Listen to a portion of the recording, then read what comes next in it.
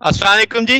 आज का लेक्चर हमारे पास है Lagrange method for the undetermined multiplier, जिसे हमने कल पढ़ा था लैग्रांज मल्टीप्लायर अप्रोच के बारे में। हमने क्या पढ़ा कि अगर आपके पास कोई फिजिकल सिस्टम है जिसमें कंस्ट्रेन आ जाती हैं, तो हम उसकी डिग्री ऑफ फ्रीडम को रिड्यूस कर देते थे। हम जनरलाइज कोऑर्डिनेट का कंसेप्ट ही ऐसे लाते थे कि जितने कोऑर्डिनेट्स हैं, जितनी कंस्ट्रेन लगी, उनको कोऑर्डिनेट से माइनस कर दो, रिमेनिंग आपके जनरलाइज कोऑर्डिनेट हैं। ऐसे ही था। तो इसका मतलब ये हुआ कि हम जो आपके पास कंस्ट्रेंट थे उन्हें एलिमिनेट कर देते थे डिपेंडेंट वेरिएबल से, और हम कहते थे इंडिपेंडेंट वेरिएबल बाकी बच गए। तो इसके हर दफा आसान नहीं होता कि आप उनको इतनी आसानी से एलिमिनेट कर सको। फिर हमें कंस्ट्रेंट्स की वैल्यूज भी चाहिए होती हैं अगर किसी प्रॉब्लम के अंदर।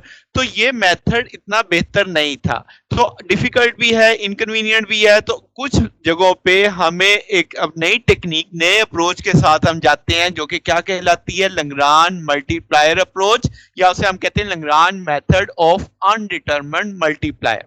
समझ आ गई बात? तो अब आपको मुद्दा समझ आ रहा है कि ये टॉपिक किस चीज को डील करने वाला है। यानी जो कंस्ट्रेन आ रहे हैं उसको इक्वेशन के अंदर लेके आना है, उनकी वैल्यूज मालूम करनी है। तो वो कैसे करेंगे, ये आज का हमारा टॉपिक है, जो मैंने कहा लैग्रांज मल्टीप्लायर अप्रोच। तो जनाब इक्वेशन ये है हमारे पास, समेशन के ए एल के डी क्यू के प्लस ए एल के डी टी इक्वल टू 0। अब आप इस इक्वेशन में देखो तो दो तरह के वेरिएबल आपको दिखाई दे रहे हैं। एक आपके पास डी क्यू और डी टी। कल आपको होलोनोमिक सिस्टम में बताया था कि आपके पास होलोनोमिक कॉन्स्टेंट्स वो होते हैं जो पोजीशन यानी कोऑर्डिनेट यानी डिस्प्लेसमेंट और टाइम पे डिपेंड कर रहे होते हैं। ठीक है। तो अब आपने यहाँ पे जो ए एल के है, ये आपने डी क्यू की एक आपके पास समझे कोफिशिएंट है जिसकी वैल्यू आपको मालूम नहीं, ये भी सेम आपने दोनों तरफ मल्टीप्लाई कर दिया, पोजीशन के साथ भी और टाइम के साथ भी। ठीक है। तो इसका मतलब जो आपने कंस्ट्रेन की जो इक्वेशन है उन्हें आपने डी क्यू के साथ लीनियर रिलेशन में एक मेंशन किया। आपके पास कोई इसमें स्क्वायर कोई एक्सपोनेंशियल वाली चीज नहीं आ रही, लीनियर बिहेवियर है। तो यहाँ पे जो एल है, हम कहेंगे वन इक्वेशन है। हम कहेंगे इस तरह की कितनी इक्वेशन है आपके पास, यानी एल की वैल्यू कितनी है, m. M is any number. तो क्या समझ आ रही है कि हर कंस्ट्रेन के लिए एक इक्वेशन बनेगी, दो कंस्ट्रेन होंगे तो दो इक्वेशनें, एम कंस्ट्रेन होंगे तो एम इक्वेशनें आएंगी आपके पास। पहली बात याद रखनी है, ओके होगी बात, कि आपके पास L is equal to M है, तो आपके पास अगर एक इक्वेशन होगी, एम होंगे तो एम इक्वेशनें बनेगी। अच्छा, जब हम हैमिल्टन प्रिंसिपल पढ़ते हैं जिसमें डेल्टा वेरिएशन स्मॉल वेरिएशन देखते हैं, वर्चुअल डिस्प्लेसमेंट, तो वो तो जीरो लेते हैं आप। इसका मतलब ये हो गया कि आपके पास जब आप एम इक्वेशन ऑफ कंस्ट्रेंट देखोगे फॉर वर्चुअल डिस्प्लेसमेंट, तो a l d q equal to 0 आएगा, क्योंकि वर्चुअल डिस्प्लेसमेंट तो इनफाइनाइटली स्मॉल, निग्लिजिबल, तो वो तो 0 के इक्विवेलेंट आ जाएगा। तो इक्वेशन 2 समझ आ रही है इक्वेशन 1 में से, कि ये हिस्सा आपके पास फॉर डेल्टा वेरिएशन हम क्या कंसीडर करेंगे, इक्वल टू 0। इसका अंदर रिड्यूस होगी इक्वेशन। तो आपके पास इक्वेशन 2, अब आप कह सकते हो कि भाई वर्चुअल डिस्प्लेसमेंट को इंडिपेंडेंट में आप यानी आप इस तरीके से रिड्यूस कर सकते हैं। अच्छा, अभी एक प्रॉब्लम भी देखेंगे इसके आने वाले लेक्चर्स में। तो फिल वक्त अभी हम इसका टॉपिक समझ रहे हैं। तो आपके पास इस प्रोसीजर को इस्तेमाल करते हुए हम लैग्रांज मेथड ऑफ अनडिटरमिन्ड मल्टीप्लायर मालूम करेंगे। जब आप इसे इक्वल टू 0 करोगे तो आपको पता लग जाएगा पोजीशन 0 हो सकती है, या ए एल के 0 हो सकता है, या इसकी कोई ना कोई वैल्यू निकल आएगी, ताकि हम इसको क्या रख सकें, 0 रख सकें। तो ये बेसिक सी अप्रोच है हमारे पास। लेट्स से अब हम करते हैं कि इसको जो रिड्यूस करते हैं वर्चुअल डिस्प्लेसमेंट को इंडिपेंडेंट में, उस मेथड को हमने क्या नाम दिया, लैग्रांज मल्टीप्लायर मेथड का। तो इक्वेशन 2 को लेके चलते हैं। इसे मैंने लैम्डा एल से मल्टीप्लाई कर दिया। एल की वैल्यू अब आपको पता है कितनी है, एम है। तो लैम्डा एल समेशन के अंदर ले आए हैं। इक्वेशन 2 एक नया रूप ले चुकी है जिसे हम इक्वेशन 3 कह सकते हैं। तो ये जो आपके पास लैम्डा एल है, ये वो अनडिटरमिन्ड कांस्टेंट है। इसकी वैल्यू तय करेगी कि इक्वेशन में 0 कैसे आना है। ये चीज क्या कहलाती है, लैग्रांज मल्टीप्लायर कहलाती है। ठीक है। तो लैम्डा एल, जैसे मैंने कहा एल एम की वैल्यू है, तो आप कहेंगे फंक्शन ऑफ कोऑर्डिनेट और टाइम, यानी आप इस जगह पे भी अप्लाई कर सकते हैं लैम्डा एल। तो आपके पास इसके साथ भी आ जाएगा, इसके साथ भी आ जाएगा, तो पोजीशन और टाइम दोनों के साथ ये आप कह सकते हैं फंक्शन है इन जनरल। तो फिर वक्त तो हम पोजीशन के साथ चल रहे हैं। तो जनाब, अब आपने चूंकि वर्चुअल डिस्प्लेसमेंट लिया था तो आप उसे टाइम इंटरवल t1 से t2 के दरमियान में देख लें, एक पॉइंट से दूसरे पॉइंट तक जाते हुए टाइम तो लगेगा, तो आप कहेंगे उससे समिंग कर लें, इंटीग्रल कर लेते हैं t1 से t2 तक, तो आपके पास आपने समेशन l के लैम्डा l a l के d q के into D t equal to 0। k की समेशन क्यों? क्योंकि k कोऑर्डिनेट से मेरे पास, l क्या है? l आपके पास अब यहाँ पे मल्टीप्लायर की वैल्यूज हैं, यानी एल कहां तक हो सकता है? एम तक हो सकता है। अब जैसे हमने कहा कि आपके पास होलोनोमिक सिस्टम, जो हैमिल्टन प्रिंसिपल है वो होलोनोमिक सिस्टम और नॉन होलोनोमिक के लिए, दोनों के लिए होल्ड करता है, तो आप कहेंगे डेल्टा जो आपके पास t1 t2 l dt equal to 0, यानी आपने हैमिल्टन प्रिंसिपल मेंशन कर दिया। अब आपने क्या किया कि यहाँ पे लैग्रांज इक्वेशन प्लेस कर दी है कि जनाब partial L over partial Q K minus D by D T partial L over partial Q dot K, और बाकी चीज आपने क्या लिखी? Partial Q K into D T. समझ आई बात? यानी डेल्टा को आपने अंदर लाए तो उसके साथ आपने इसको सॉल्व किया, एक तरह से मेंशन कर दिया लैग्रांज इक्वेशन की सूरत में। अब आपके पास जो इक्वेशन 4 है और इक्वेशन 5 है, अब आप देखो अगर आप इनको जमा कर देते हो, जब आप इनको जमा करोगे तो इसमें भी देखो डी क्यू आपके पास डी क्यू के डी टी आर है, इसमें भी आपके पास क्या है कि आप क्या कर सकते हो, दोनों को जमा करें, इसे आप डेल्टा की सूरत में लिख सकते हैं, डेल्टा क्यू के डी टी, बाकी चीजें आपने इकट्ठी कर दी। अब आपने क्या किया कि आपने दो काम एक साथ किए, के की वैल्यू आपने 1 से ले ली, कहां तक? एन तक, partial L over partial Q K आपने लिया, देन आपके पास minus D by D T partial L over partial Q dot K, यानी यही वैल्यू आ गई, plus summation L lambda L A L K ले लिया। समझ गए ना? यहाँ पे आपके पास दो आ गए थे ना समेशन में, कि आपने दो तरह के पैरामीटर्स लेके चलने थे जिनको सम किया गया था, लैम्डा एल था और डी क्यू आपके पास के थे, तो अब आपने डी क्यू वाला फैक्टर तो अलग करके उसकी समेशन अलग लिखी, एल वाले को एल वाले के साथ ही समेशन लिख दिया।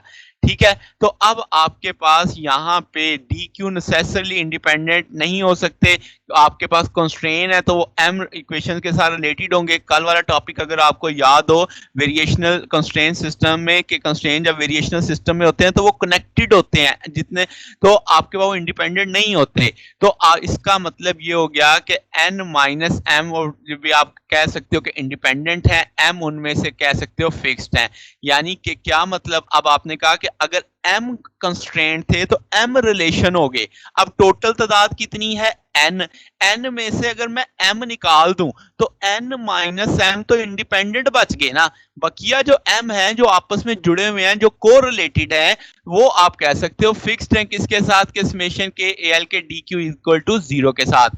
समझ आ गई बात? तो आपके पास यानी वो पुराना जनरलाइज कोऑर्डिनेट वाला कंसेप्ट ही मैं दोबारा ले आया यहाँ पे, कि अगर आपके पास एम कंस्ट्रेंट है या एम रिलेशनशिप्स को रिलेशंस बनेंगे तो टोटल मेरे पास एन है, उनमें से मैंने एन माइनस एम किए, यानी मैंने कंस्ट्रेंट वाले फैक्टर निकाल के बकिया इंडिपेंडेंट कोऑर्डिनेट्स चेक कर लिए, और जो एम थे वो मैंने कह दिया वो इसके साथ फिक्स हो जाएंगे। समझ आ गई बात? तो अब आप क्या करने वाले हो जनाब? अब आप इस वाली जो इक्वेशन है इसको Q के लिहाज से और T के लिहाज से देखने वाले हो। ठीक है, तो अब आपने दो तरह से लिख दिया इसको, इसी इंटीग्रल को जरा देखिए आपने कैसे लिखा, T1 T2 K minus 1 N minus 1 m. समझ गए? यानी पोजीशन जो कोऑर्डिनेट आपके पास इंडिपेंडेंट बचे थे वो कितने बचे थे? N minus m. तो आपने यहाँ पे एन माइनस एम के तौर पे, बाकी सारा पैरामीटर वही है, partial L over partial Q K minus D by D T partial L over Q dot K plus summation L lambda L A L K partial L Q K into D T. अब ये तो सब position के लिहाज से, ठीक है, यानी आपके पास डिस्प्लेसमेंट जैसे कह लो आप। अब यहां पे जरा देखो टाइम के लिहाज से आप कैसे चलते हो, T1 T2, अब आप K की वैल्यू ले रहे हो n माइनस एम प्लस 1 से n तक।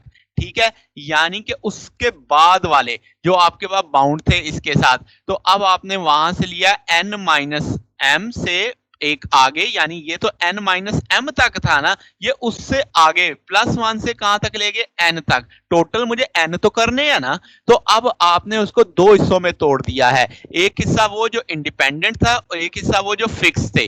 तो अब आपके पास यहाँ पे partial L over partial Q K minus D by D T partial L over partial Q dot plus आ गया summation L lambda L A L K, बाकी सारी चीजें इन दो हिस्सों में आपने इसे लिख दिया। अब आप कह सकते हो कि लैम्डा एल आपके अब अपनी मर्जी पे है कि हम उसको ऐसे लेंगे कि सेकंड इंटीग्रल आपका वैनिश हो जाए, यानी ये वाला हिस्सा हमने बीच में से वैनिश करना है।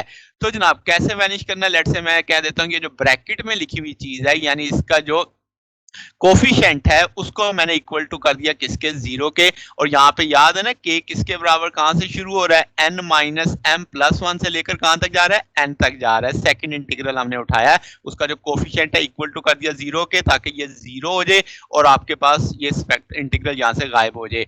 तो इसका अब लैम्डा एल आपने लेना है, तो आपने पास हम इसकी लैम्डा एल की वैल्यू मालूम कर सकते हैं। अब जो इक्वेशन 6 है जो हमने पढ़ी हुई है, जो मैंने दोबारा हाईलाइट कर दी, यहाँ पे पीछे ना जाना पड़े मुझे, ये इक्वेशन नंबर 6 थी जिसको मैंने दो हिस्सों में तोड़ा था, ठीक है, ये वो मैंने यहाँ पे हाईलाइट कर दिया है।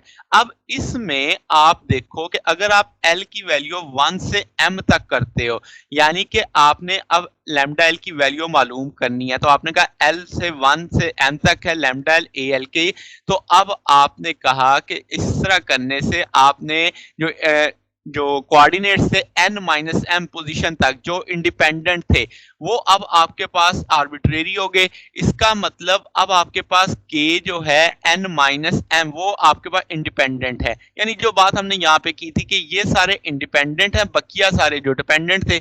अब अगर आप इसको जीरो कर देते हैं तो ये फैक्टर बाकी बचेगा, यही फैक्टर इक्वेशन 6 में जैसे आपने यहाँ पे लिखा हुआ है। अब इसमें से मुझे वैल्यू किसकी दिखनी थी, लैम्डा एल की। मैंने क्या कहा कि अब ये सारे के सारे क्या है, इंडिपेंडेंट है। तो इक्वेशन 7 जो बनी अब आपके पास, इसमें इस इक्वेशन का ये जो कोफिशिएंट है, अगर आप इसे देखें तो मैंने इसे यहाँ पे इक्वल टू कर दिया किसके, जीरो के। अब आपके पास यहाँ से आप कह सकते हो के की वैल्यू कहां तक जा रही है, n माइनस एम तक, ठीक है, क्योंकि आपने n माइनस एम इक्वेशन में स्टडी किया है। अब आपके पास जो ये इक्वेशन ये बनी थी, जो आपने इसके सेकंड इंटीग्रल को जीरो करके लाए थे, अब इक्वेशन 7 में अब आपके पास जो इसके लिहाज से ये इक्वेशन बनी कि इसका कोफिशिएंट आपने जीरो किया, तो ये b आ गया। तो a और b दोनों इक्वेशनों को मैंने देखो, कंपेयर करो जरा, क्या एक जैसी नहीं है आपके पास। इसमें अब आपने क्या किया कि यहां से अरेंजमेंट की, ये आपके पास फैक्टर दूसरी तरफ जाता, तो मैंने इसके साथ नेगेटिव आना था, नेगेटिव कॉमन लेके उसे प्लस में कर दिया। दोनों सूरतों में एक ही इक्वेशन बननी थी। इसका मतलब जो लैग्रांज इक्वेशन है d by D T partial L over partial Q dot k minus partial, इसे आप किसके बराबर लिख सकते हो, summation l is equal to 1 to m lambda L A L k, और के की वैल्यू आप जानते हैं 1 से लेकर n तक है।